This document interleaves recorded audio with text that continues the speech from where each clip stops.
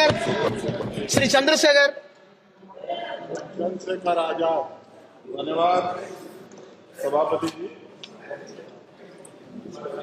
आज हम संविधान की गौरवशाली यात्रा पे जो की बात कर रहे हैं।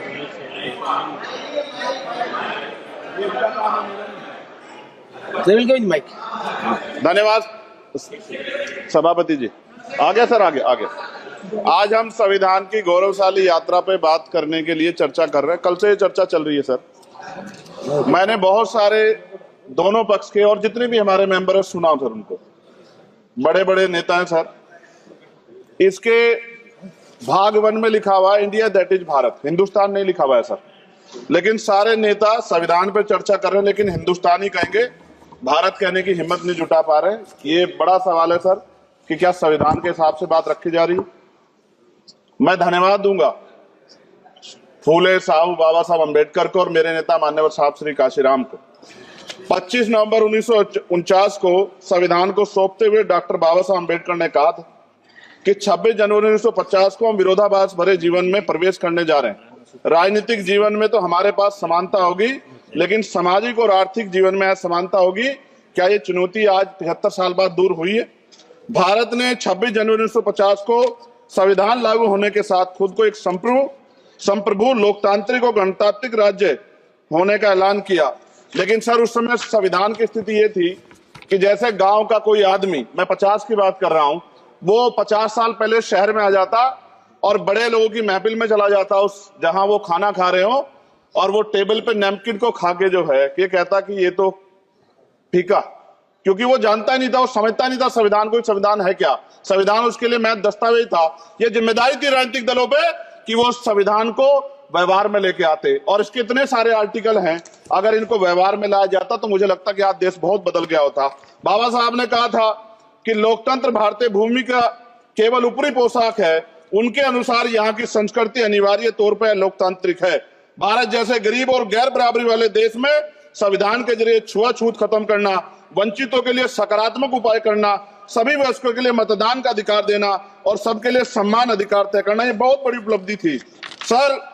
ये संविधान है कि आप वहां बैठे हैं और मैं यहाँ खड़ा होकर अपनी बात रख रहा हूं, और इस देश में आदिवासी महिला के तौर पे जो है राष्ट्रपति बनी है, और प्राइम मिनिस्टर तो नहीं बना, लेकिन शेड्यूल कास्ट के बड़े नेताओं को भी जो है राष्ट्रपति बनने का मौका मिला। इस संविधान की देन अगर वोट हम पे नहीं होता तो शायद अमीर और जो राजा महाराजा खुद को मानते हैं हमारी गलियों तक नहीं आ पाते, हमारे हाल नहीं जान पाते।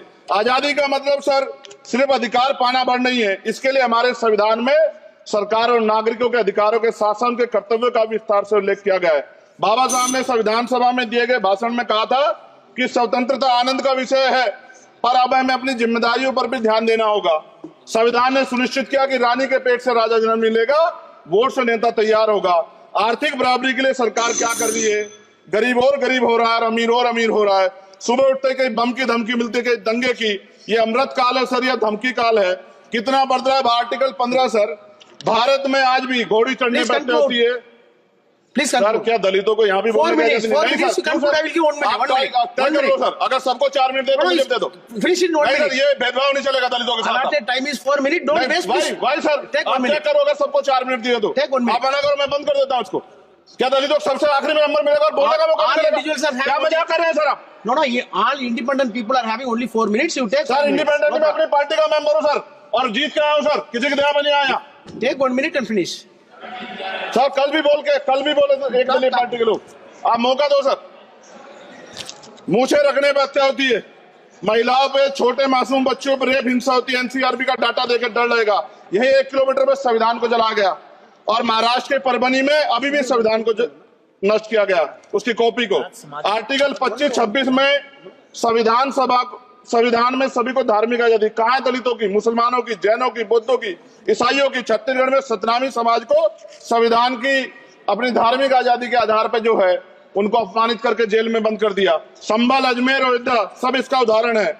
आज ये सरकार आलोचना डरती है। कितने लोग जेल में बंद है? मिरान हैदर, खालिद सैफी, उमर खालिद और खान, सिफा खान, गुलफ्शा फातिमा और आजम खान साहब राजनीतिक विरोध में बंद है। सरकार यहाँ बैठी है, सरकार सामाजिक न्याय की बात करती है। बताए कितने दलित मुख्यमंत्री बना रखे हैं आपने? 13 ज्यादा सरकार स्टेट में सरकार है, कितनी महिला मुख्यमंत्री है? आपकी सरकार ने सुप्रीम कोर्ट के आदेश के बाद रिजर्वेशन प्रमोशन में जारी नहीं किया, और ओबीसी को पॉलिटिकल रिजर्वेशन आप देंगे नहीं देंगे, आप बताने का काम करें। मैं 75 साल की गौरव यात्रा में हम एक सभ्य समाज नहीं बना पाए, इसलिए जाति आधार पर SC ST OBC के बच्चों को प्राइमरी स्कूल से लेकर उच्च संस्थानों में भेदभाव किया जाता है।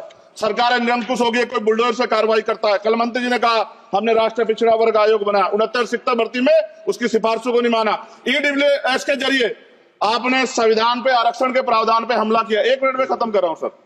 संविधान सर, न्यायपालिका में आर्टिकल 124 ये कहता है सर, ये अधिकार जो है, Sunday sir, please conclude. Sir 1 minute में Please conclude. संविधान में न्यायाधीशों की नियुक्ति का अधिकार राष्ट्रपति के द्वारा होना चाहिए, अभी तक नहीं हो रही है। All India judicial service commission कब बनेगा? क्या चंद परिवार ही सर जज बन सकते हैं? और आज हम सर, मैं सरकार से सवाल पूछना चाहता हूं सर, सेवाओं में SC ST OBC वर्ग का कितना प्रतिनिधित्व है? भारत सरकार के मंत्रालयों के अधीन PSU में, बैंकों, बीमा कंपनियों में और स्वशासी संस्थानों में आउटसोर्स तथा कॉन्ट्रैक्ट पर वर्तमान कार्यरत कर्मचारी कुल कितनी संख्या है? आउटसोर्स और कॉन्ट्रैक्ट में कार्यबल SC ST OBC कितना प्रतिशत है? निजी क्षेत्रों में कार्यरत कर्मचारी उनके SC ST OBC की वर्ग लाभ। सर खत्म कर, लास्ट पॉइंट सर, मैं फिर स्पष्ट तौर पर कह रहा हूं सर, यहां बैठे SC और OBC के मेंबर से कह रहा हूं सर, उनको सामाजिक जिम्मेदारी का ध्यान भी रखना चाहिए। पार्टी के प्रति वफादारी के साथ साथ अपने वर्गों के प्रति ईमानदारी भी रखनी चाहिए। ईमानदारी नहीं होगी तो उन वर्गों का भला नहीं हो सकता, और हमें बहुत सरकारों से उम्मीद नहीं है। बहुत बहुत धन्यवाद सर। Thank you.